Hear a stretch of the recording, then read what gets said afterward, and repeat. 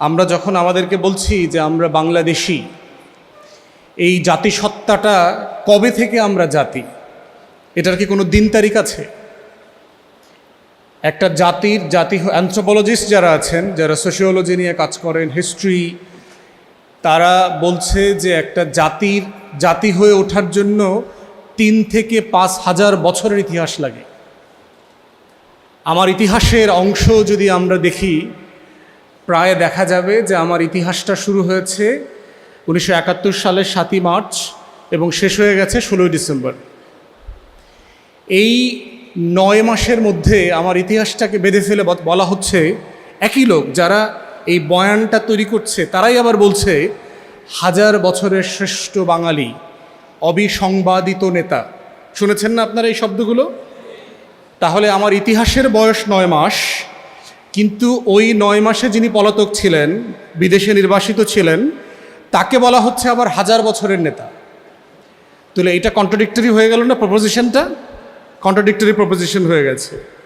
তাহলে সেই কন্ট্রাডিকশনের মধ্যে আমার জাতি কোথায়? দেখেন, জাতি কারা? কুর্দি একটা জনগোষ্ঠী আছে, আপনারা যদি নাম শুনে থাকেন, কুর্দি জনগোষ্ঠী। এইটাকে ব্রিটিশ এবং ফ্রেঞ্চ কলোনিয়ালিস্টরা 4 টুকরা করে 4 দেশে ভাগ করে দিয়ে আসছে। 1 টুকরা হইল ইরাকে, 1 টুকরা ইরানে, 1 টুকরা তুরস্কে, আর 1 টুকরা হইল সিরিয়াতে। এবং 4 জন 4 ভাষায় কথা বলে। ইরাকি কুর্দিরা হচ্ছে আরবিতে কথা বলে, ইরানি কুর্দিরা হচ্ছে ফার্সিতে কথা বলে, তুর্কি কুর্দিরা হচ্ছে তুর্কি ভাষায় কথা বলে, এবং সিরিয়ান কুর্দিরাও আরবিতে কথা বলে। বাট কুর্দিদের নিজস্ব একটা ভাষা আছে, কিন্তু সেই ভাষাটা প্রায় হারায় গেছে। কিন্তু আপনি যদি কুর্দি জাতিসত্তা দেখেন, তাদের নিজস্ব সংস্কৃতি আছে, ভাষা আছে, এবং 1000 বছরের ইতিহাস আছে। আমাদের মুসলমানদের ইতিহাসে আমরা প্রায়ই সালাউদ্দিন আইয়ুবীর কথা বলি, যিনি এই ক্রুসেডারদের থেকে বাইতুল মুকাদ্দাসকে আবার নতুন করে বিজয় করেছিলেন প্রায় কয়েকশো বছরের অকুপেশনের পরে। তো সেই জায়গাতে তার কি রাষ্ট্র আছে? কুর্দি জনগোষ্ঠীর কি রাষ্ট্র আছে? তার নিজের কিন্তু রাষ্ট্র নাই। কিন্তু সে একটা জাতি কিনা? সে একটা জাতি না। আমাদের বাড়ির পাশে আছে হচ্ছে তামিল জনগোষ্ঠী আছে। ভারতের দক্ষিণাঞ্চলে তামিলনাড়ু একটা প্রভিন্স আছে, স্টেট আছে। শ্রীলঙ্কাতে আছে, বিশাল তামিল জনগোষ্ঠী আছে। এই তামিল জনগোষ্ঠীরও 1000 বছরের ইতিহাস আছে। কিন্তু তার কি রাষ্ট্র আছে? তামিলদের কোনো রাষ্ট্র নাই। তাহলে চিন্তা করে দেখেন যে জাতি আছে, রাষ্ট্র নাই। আমার দেশের সংকট হচ্ছে আমার রাষ্ট্র আছে, কিন্তু আমরা এখনো জাতি হয়ে উঠি নাই। কিন্তু এর মানে এটা না যে আমার জাতিসত্তার ইতিহাস নাই, আছে। কিন্তু জাতিসত্তার ইতিহাসটা এত ডাইলিউটেড হয়ে গেছে, এত বেশি ডিভাইসিভ করে ফেলেছে, এই ইতিহাসের কিছু অংশকে গ্রহণ করা এবং কিছু অংশকে ফেলে দেওয়া, হারিয়ে দেওয়া মধ্য দিয়ে যেটা হয়েছে, এটাকে সবটা মিলিয়ে একটা জাতি করবার যে চেষ্টা, সেই চেষ্টাটা এই ভূখণ্ডে হয় নাই, এই ভূখণ্ডের নেতারা করেন নাই। এই জন্য 47-এ দেখবেন যখন ব্রিটিশরা চলে যায়, যখন নতুন এই কলোনিয়াল ইন্ডিয়াকে ছেড়ে দিয়ে, তখন ক্যাবিনেট মিশন প্ল্যান যদি দেখেন, তার পরবর্তীতে ABC যে প্ল্যান ছিল, তার পরবর্তীতে একটা অবিভক্ত স্বাধীন বাংলা হবারও পরিকল্পনা ছিল। যে আজকের যে অংশটা পাকিস্তান, এই অংশটা পাকিস্তান থাকবে, মাঝখানের যে অংশটা মোটা দাগে হিন্দু মেজরিটি জনগোষ্ঠী, তারা ইন্ডিয়া হিসেবে থাকবে, আর আমরা যারা বাংলা, অবিভক্ত বাংলা, পুরোটা মিলে একটা অবিভক্ত বাংলা রাষ্ট্র হবে। এইটার একটা প্রস্তাবনা ছিল। আমাদের পূর্বপুরুষ শেখ মুজিবের নেতা হোসেন শহীদ সোহরাওয়ার্দী, তারপরে আবুল হাশেম, বদরুদ্দিন ওমর একজন তাত্ত্বিক ছিলেন, মারা গেছেন, ওনার বাবা মুসলিম লীগের বড় নেতা ছিলেন, বেঙ্গল মুসলিম লীগের সেক্রেটারি ছিলেন। এরপরে ওদিক থেকে হচ্ছে আপনার শরৎচন্দ্র বসু পরিবারের বড় প্রমিনেন্ট পলিটিশিয়ান ছিলেন কিরণ শঙ্কর রায়। কংগ্রেসের এবং মুসলিম লীগের এই 2 অংশ মিলে কিন্তু সবাই চেয়েছিল যে আমরা ভারতেও যাব না, পাকিস্তানেও যাব না, আমরা একটা স্বাধীন বাংলা রাষ্ট্র করব বাঙালিদেরকে নিয়ে। বাঙালি মুসলমান, বাঙালি হিন্দু সবাই মিলে একটা বাঙালি রাষ্ট্র হবে। জিন্নার কাছে যখন তারা প্রস্তাব নিয়ে গেছেন, জিন্না কিন্তু এই প্রস্তাবের সাথে একমত হয়েছেন, বলেছেন যে আমার কোনো আপত্তি নাই, তবে একটা ডট দিয়ে রাখি, স্বাধীন হওয়ার পরে ভারত তোমাদেরকে দখল করে নেবে। এটা তোমাদেরকে ডট দিয়ে রাখলাম, তোমরা যদি স্বাধীন থাকো ভারত তোমাদেরকে স্বাধীন থাকতে দেবে না। একই টিম যখন দিল্লিতে গেল কংগ্রেসের নেতাদের সাথে দেখা করতে, গান্ধী, নেহেরু, প্যাটেল, বল্লভভাই, তারা আউটরাইট না বলে দিল যে না, স্বাধীন বাংলা রাষ্ট্র বলে কোনো রাষ্ট্র হবে না, আমরা বাংলা ভাগ করব। আপনারা যদি মনে রেখে থাকেন যে ভারত পাকিস্তান ভাগ হওয়ার বেসিক প্রিন্সিপালটা ছিল কালচারাল এবং রিলিজিয়াস আইডেন্টিটির জায়গায়, যে মুসলিম মেজরিটি স্টেটগুলোকে নিয়ে একটা রাষ্ট্র হবে, মুসলিম হিন্দু মেজরিটি স্টেটগুলোকে নিয়ে আর একটা রাষ্ট্র হবে। তাহলে সেখানে ব্রিটিশ ইন্ডিয়াতে সবচেয়ে বড় প্রভিন্স ছিল হচ্ছে বেঙ্গল এবং পাঞ্জাব। আজকের বেঙ্গল বলতে আমাদের বাংলাদেশ না, পশ্চিম বাংলা, আসাম, ত্রিপুরা, এই পুরোটা মিলে হিস্টোরিক্যাল বেঙ্গল ছিল। এই বেঙ্গল এইটা হচ্ছে সবচেয়ে বড় রাজ্য, প্রভিন্স, এখানে 54% মুসলমান। ওইদিকে হচ্ছে পাঞ্জাব, এরপরে সবচেয়ে বড় স্টেট, সেখানেও 53-54% মুসলমান। তাহলে টেকনিক্যালি পুরো পাঞ্জাব এবং পুরো বাংলা পাকিস্তানে চলে যাওয়ার কথা না? ব্রিটিশ কলোনিয়াল যে ডিভিশনের যে প্ল্যান হচ্ছে, সেখান থেকে ইন্ডিয়ান কংগ্রেসের নেতারা বের করলো যে না, আমরা এই দুইটা প্রভিন্সকে ভাগ করে ফেলবো, পুরোটা দিব না। ওই দিক থেকে দেখেন আপনার মাউন্ট ব্যাটেনকে দিয়ে, ভাইসরয়কে দিয়ে বেঙ্গল ভাগ করাইলো এইদিকে, আর ওইদিকে হচ্ছে পাঞ্জাব ভাগ করাইলো। করেছে কারা? কংগ্রেসের নেতারা। কিন্তু দেখবেন পাকিস্তান সৃষ্টি, ভারতের বিভক্তি, পার্টিশন, বাংলা বিভক্তি, এর প্রত্যেকটা দায় দেওয়ার প্রশ্ন যখন আসে, তখন দেখবেন দায় দেয় জিন্নাকে, মুসলিম লীগকে। সবসময় দেখবেন জিন্না এবং মুসলিম লীগকে একটা ভিলেন ফিগার হিসেবে তৈরি করেছে, এবং তৈরি করার মধ্য দিয়ে যেটা করেছে যে ইতিহাসের তারা একটা ডাইলিউশন করছে। এবং কি আয়রনি দেখেন, ঢাকা বিশ্ববিদ্যালয়ে একটা জিন্না নামে একটা হল ছিল, এই হলের নামটা পর্যন্ত পরিবর্তন করে দিয়েছে বাংলাদেশের প্রগতিশীলরা, কারণ সে নাকি বাংলাদেশের এই বিভক্তির জন্য দায়ী, মানে হিস্টোরিক্যালি যে জাতিসত্তা না হয়ে ওঠার যে কারণ। তাহলে এখন প্রশ্ন হচ্ছে যে ৭১কে তাহলে আমরা কীভাবে পাঠ করব? ৭১কে পাঠ করবার কিছু ডায়লেমা আছে। ৭১কে পাঠ করবার একটা বড় ডায়লেমার যারা হচ্ছে যে যেই জনগোষ্ঠী পাকিস্তান তৈরি করেছে, পাকিস্তান, আজকের যে পাকিস্তান রাষ্ট্রটা, এই রাষ্ট্রটা কিন্তু আজকের পাকিস্তানিরা তৈরি করে নাই, এইটা বাঙালিদের বাপমারা তৈরি করছে, আমাদের দাদারা তৈরি করছে পাকিস্তান রাষ্ট্র। আজকের পাকিস্তানিরা পাকিস্তান রাষ্ট্র তৈরি করে নাই। তাহলে আমরা বাঙালিরা, আমার দাদারা একটা পাকিস্তান রাষ্ট্র তৈরি করেছে, আমার দাদাদের জন্য সেই রাষ্ট্র থেকে বের হয়ে আসাটা তো চ্যালেঞ্জিং ছিল, যে আমি কেন এই রাষ্ট্র তৈরি করে এই রাষ্ট্র থেকে আবার বের হয়ে আসবো, কারণ আমি তো মুসলমান। কিন্তু পাকিস্তান আমলে যেটা হয়েছে, ভাষার দ্বন্দ্বে নতুন করে একটা পরিচয় সংকট তৈরি করা হয়েছে, যে আমরা কি আসলে বাঙালি না আসলে মুসলমান, কোনটা আগে, দুইটা কি একসাথে ধারণ করা যায় কিনা। এই যে একটা কৃত্রিমভাবে আরোপিত সংকট তৈরি করে যেটা হয়েছে, যে আমাদের একটা নতুন লড়াইয়ের পথ এক্সপোজ করতে হয়েছে, এবং সে এক্সপোজারের মধ্য দিয়ে যেটা হয়েছে ৭১-এর মুক্তির লড়াইটা হয়েছে। এবং এই ৭১-এর লড়াইটাকে যারা মুসলিম আইডেন্টিটি ধারণ করেছিলেন তারা মেনে নিতে দ্বিধান্বিত ছিলেন, কারণ এই দুইটা পরিচয়কে একত্রিত করতে পারে নাই। তাহলে এখন আমাদের জেনারেশনের জায়গাটা কোথায় দেখেন, এবং এই আলোচনাটা নতুন প্রজন্মের মধ্যেও আছে, যে আমরা কি বাঙালি, আমরা কি মুসলমান, আমরা কি শুধু হিন্দু, আমরা কি বাংলাদেশি, আমরা আসলে কি, এই পরিচয় সংকটটা তৈরি করছে। এবং এই পরিচয় সংকটের মধ্য দিয়ে যেটা হচ্ছে যে আমার একটা ইউনিক জাতিসত্তার ক্যারেক্টারিস্টিক্স তৈরি হচ্ছে না। এবং দেখেন ৭১-এর মুক্তির লড়াইতে কি হয়েছে, সংবিধান যখন তৈরি করা হয়, ৭২-এর সংবিধানে বলা হলো 4টা মূলনীতির উপর ভিত্তি করে দেশটা চলবে, তার ভিতরে একটা হচ্ছে বাঙালি জাতীয়তাবাদ। বাঙালি জাতীয়তাবাদ, বাঙালিয়ানা একটা পরিচয় হতে পারে, রাষ্ট্র পরিচালনার মূলনীতি হতে পারে না, এটা নীতি না। আমার নাম আমার যোগ্যতাকে রেফার করে না, কারো নাম, কারো বাবার বাড়ি, কারো দাদার বাড়ি, নানার বাড়ি, সে কি ডাল ভাত খায় কি না, এটা দিয়ে কারো যোগ্যতা, দক্ষতা এগুলো মিন করে না।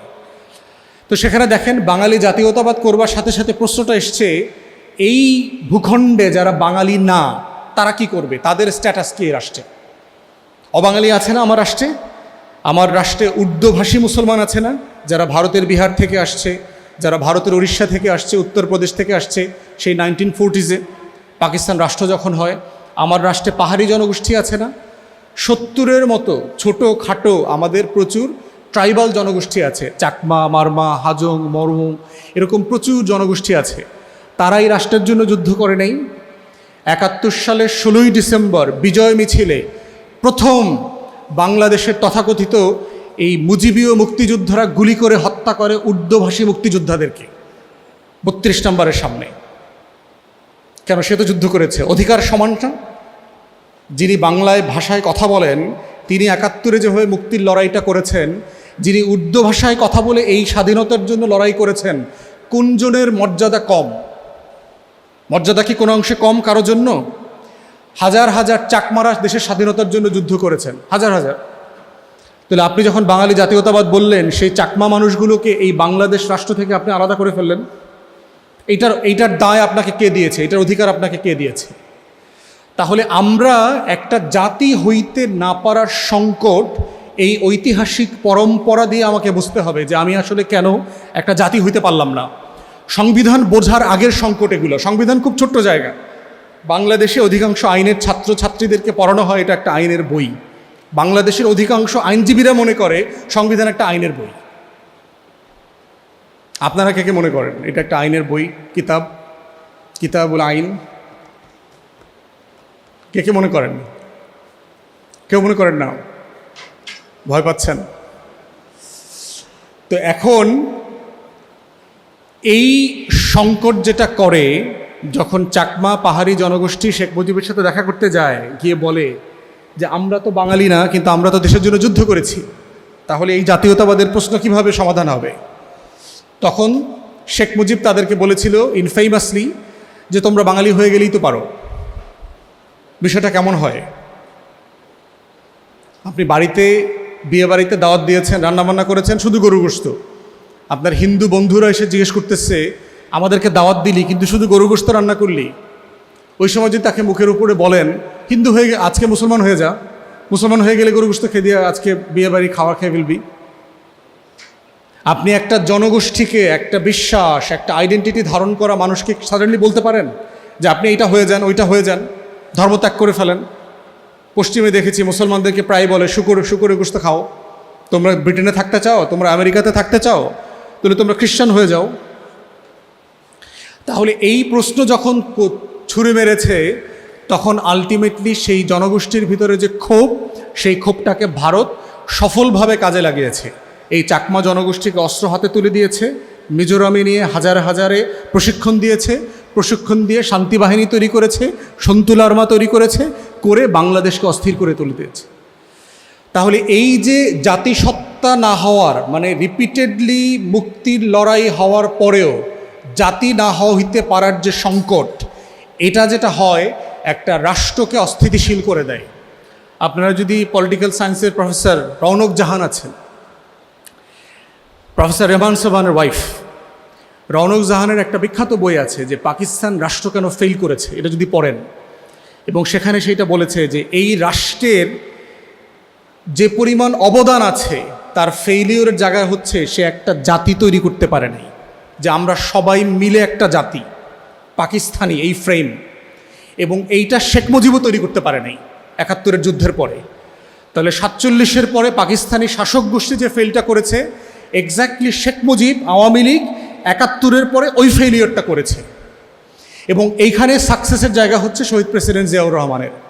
উনি ক্ষমতা এসে এই জাতিসত্তার আইডেন্টিটি পরিবর্তন করলেন। উনি বললেন আমরা সবাই মিলে বাংলাদেশি, আমরা যে যেটা হই না কেন, বাঙালি হই, অবাঙালি হই, এই ধর্মের সেই ধর্মের হই, পাহাড়ে থাকি, সমতলে থাকি, দিন শেষে আমাদের সবার কমন আইডেন্টিটি হচ্ছে বাংলাদেশ।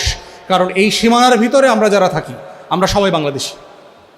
এখন এই রকম একটা আইডেন্টিটি, ইউনিক জায়গা খুঁজতে না পারলে যেটা হবে, একটা সংবিধান তৈরি করা যাবে না যেটা দিয়ে আমরা সবাই চলতে পারবো। সংবিধানটা আসলে কি? সংবিধানটা হচ্ছে একটা রাষ্ট্রের সাথে তার জনগণের সোশ্যাল কন্ট্রাক্ট, সামাজিক চুক্তি। যারা রুশো পড়েছেন অথবা যারা ল রেস্টুরেন্টে জুরিসপ্রুডেন্স পড়তেছে সবাই জানবে social contract, Dworkin, jurisprudence, Austin, Bentham, সবাইকে তো পড়তে হচ্ছে। তো সেখানে এই সোশ্যাল কন্ট্রাক্টটা হচ্ছে একটা পলিটিক্যাল টুল, এটা কোনো লিগ্যাল ডকুমেন্ট না। অতএব আইনের জায়গা থেকে এটা কোনো স্ট্যাটিউট না, এটা কোনো অ্যাক্ট না, এটা কোনো প্রসিডিউরাল রুলস না, এটা হচ্ছে সিম্পলি একটা পলিটিক্যাল ইনস্ট্রুমেন্ট টু গভর্ন, যে একটা রাষ্ট্র কিভাবে শাসিত হবে এইটা জনগণের সাথে রাষ্ট্রের সেই চুক্তি, এই চুক্তির জায়গাটা হচ্ছে সংবিধান। এখন সেই সংবিধানের ভিতরে দেয়া আছে যে এই রাষ্ট্রটা কিভাবে চলবে, কিভাবে পরিচালিত হওয়া উচিত। এখন এইটার সাথে জনগণের আকাঙ্ক্ষার প্রশ্নটা কোথায় জড়িত? এটা কি মুখোমুখি একটা অবস্থান যে এইটা করলে ওইটা করা যাবে না? এবং এইটা ওই যে আমার আগের বক্তা রাইটলি বলে গেছে যে একবার লেখা হয়ে গেছে বলে আর বদলানো যাবে না। এটা কি এমন একটা জিনিস যেখানে হাত দিলে অপবিত্র হয়ে যাবে, এই রাষ্ট্রের সত্তা থাকবে না? এই প্রশ্নগুলোর মধ্য দিয়ে হচ্ছে যে আমাদেরকে জিজ্ঞাসা করতে হচ্ছে যে আসলে সংবিধানের স্ট্যাটাস কি, why we need a constitution. এই কনস্টিটিউশনটা যদি অ্যাসপিরেশন ফুলফিল করতে না পারে তাহলে ইট সিজেস টু বিকাম এ কনস্টিটিউশন। তার সংবিধান থাকার কোনো স্ট্যাটাস থাকে না, তো ন্যায্যতা থাকে না। এবং এটাই হয়েছে বারবার, এবং যেটা আমরা বারবার বলছি যে কেন ৭২-এর সংবিধান কোনো সংবিধান না। এইটা আমাদের রিফ্লেকশন, আমাদের স্বপ্ন, আমাদের আইডিয়া, এগুলোকে অ্যাসপিরেশন আকারে এক্সপ্রেস করতে পারে নাই। কিভাবে পারে নাই দেখেন ৭২-এর সংবিধানের ফেইলিয়র সাবস্ট্যান্সে দেখেন। ৭২-এর সংবিধানে লেখা আছে এই পূর্ব পাকিস্তানের টেরিটরিতে যারা বাস করে উহারা বাঙালি বলিয়া পরিচিত হইবে। লেখা আছে না ৭২-এর সংবিধানে? কিন্তু আমরা তো সবাই বাঙালি না, তো যেটা এর আগে বললাম। 4টা মূলনীতির কথা বলা হয়েছে যে এই 4টা মূলনীতি দিয়ে এই দেশটা পরিচালিত হবে। ধর্মনিরপেক্ষতাবাদ, সেকুলারিজম, বাঙালি জাতীয়তাবাদ, গণতন্ত্র, সমাজতন্ত্র। একটা বিষয় হচ্ছে যে এই প্রত্যেকটা আইডিয়া একটার সাথে আরেকটা কন্ট্রাডিক্টরি।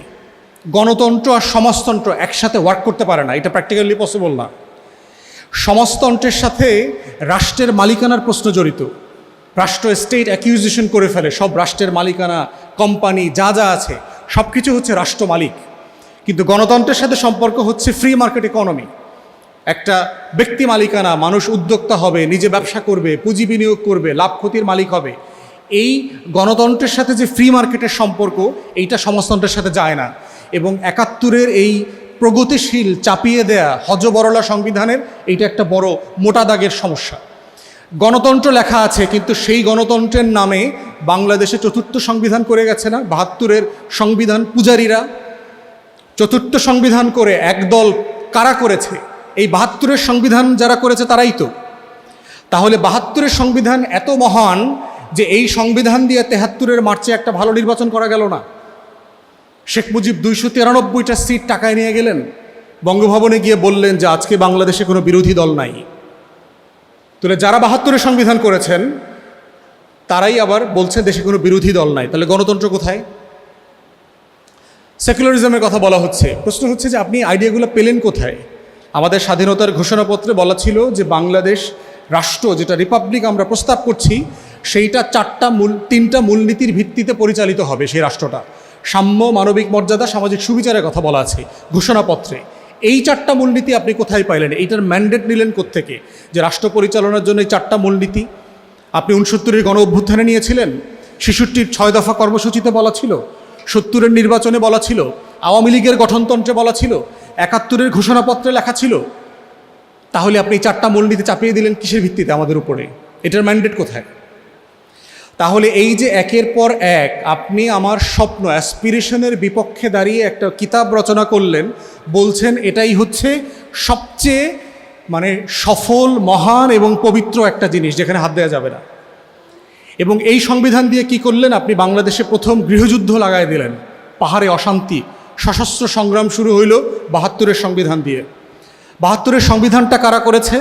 যারা 70-এ পাকিস্তান রাষ্ট্রের এমপি হইতে চাইছিল। গণপরিষদ সদস্য কারা ছিল? ৭২ সালে তো নির্বাচন হয় নাই। তাহলে 70 সালে যারা পাকিস্তানের এমপি হইতে চাইছিল তাদেরকে দিয়ে আপনি বাংলাদেশ নামক নতুন স্বাধীন রাষ্ট্রের সংবিধান বানালেন। তাদের কি সে এখতিয়ার ছিল? এই সংবিধানটা কখনো গণভোটে দেওয়া হয়েছে? পৃথিবীতে নতুন সংবিধান করলে রেফারেন্ডাম দিতে হয়। আপনি ৭৩-এর নির্বাচনে ম্যান্ডেট নিয়েছেন জনগণের কাছ থেকে প্যারালালি, যে এই সংবিধানটা আমরা পাশ করাচ্ছি, জনগণের কাছ থেকে ম্যান্ডেট নিচ্ছি, সেটা তো করানো হয়নি। তাহলে এই কাঠামোগতভাবে সাবস্ট্যান্সে এই সংবিধানটা খুবই একটা অকার্যকর, ব্যাডলি ড্রাফটেড কনস্টিটিউশন। এরপরে দেখবেন কনস্টিটিউশন পড়লে মনে হবে যে আইনের বই। দেখবেন যে এখানে লেখা আছে যে প্রধান বিচারপতি কিভাবে অ্যাপয়েন্টেড হবে, অ্যাটর্নি জেনারেল কিভাবে অ্যাপয়েন্টেড হবে, সংসদ কিভাবে হবে, বিচার বিভাগ কিভাবে চলবে, আইন বিভাগ কিভাবে গঠিত হবে, এইভাবে অ্যাকাউন্ট্যান্ট জেনারেল প্রধান হিসাবরক্ষক কিভাবে হবে। মানে যেই জিনিসগুলো আসলে একটা পার্লামেন্ট হওয়া উচিত, স্ট্যাটিউট হওয়া দরকার, যে এই প্রসেসগুলো একটা প্রসিজিওরের মধ্য দিয়ে আপনি করবেন, সেই জিনিসটাকে আপনি সংবিধানের মধ্যে নিয়ে আসছেন। এটা মনে হচ্ছে যেটা একটা আইনের কিতাব বানিয়েছেন, কিন্তু সংবিধান হচ্ছে একটা গভর্নিং প্রিন্সিপলের বই, যেটা ছোট হওয়া দরকার, সামারাইজড হওয়া দরকার এবং বেসিক কথা চলা দরকার যে একটা রাষ্ট্রের মূলনীতি আকারে এই রাষ্ট্রটা আমরা কিভাবে পরিচালনা করব, সেই জিনিসগুলো এখানে বলা নাই। তাহলে দেখেন আমার 100 বছরের যে মুক্তির লড়াই, আমার প্রত্যেকটা স্বাধীনতার ইতিহাস গত 100 বছরের, তার কোনো কিছু এই 72-এর সংবিধানের মধ্যে রিফ্লেক্টেড হয় নাই। অতএব যেইটা রিফ্লেক্টেড হয় নাই, যেই সংবিধানে বারবার হাত দিতে হয়, করার মধ্যে 2-3 বছরের ভিতরে হাত দিতে হয়েছে, সেইটা একটা ভালো ড্রাফটেড কনস্টিটিউশন হয় নাই। এবং পৃথিবীতে হিস্টোরিক্যালি একটা কনস্টিটিউশন এক জেনারেশনের বেশি ফাংশনাল থাকে না, ওইটাকে অ্যামেন্ড করতে হয়, ওইটাকে রিরাইট করতে হয়, কারণ জনগণের অ্যাসপিরেশন, স্বপ্ন, আকাঙ্ক্ষা বদলায়। 71-এর অ্যাসপিরেশন স্বপ্ন দিয়ে 24-এর আকাঙ্ক্ষাকে ওভাররাইট করা যায় না, একটাকে আরেকটা দিয়ে রিপ্লেস করা যায় না। এই জন্যে আমরা বারবার কেন বলেছি যে 71 যেই আকাঙ্ক্ষার কথা বলেছিল, সেই আকাঙ্ক্ষার এক্সটেনশন হচ্ছে 24। এটা মুখোমুখি বাস্তবতা না। 47-এর যে আকাঙ্ক্ষা ছিল সেটার এক্সটেনশন হচ্ছে 71, এবং 24-এর আকাঙ্ক্ষারও এক্সটেনশন আগামী দিনগুলোতে আমরা দেখব। কারণ এইটা একটা জেনারেশনাল ফাইট, একটা রাষ্ট্রের, একটা জনগোষ্ঠীর, একটা জাতির জাতি হয়ে ওঠার লড়াই কোনো দিন এক জেনারেশনে শেষ হয়ে যায় না। লড়াইতে কোনো দিন দাঁড়ি পড়ে না, এটা একটা কমা, চলছে, চলবে। অতএব সেই রকম একটা জায়গায় আমাদের সংবিধানকে আমরা দাঁড়িয়ে দিয়ে দিচ্ছি।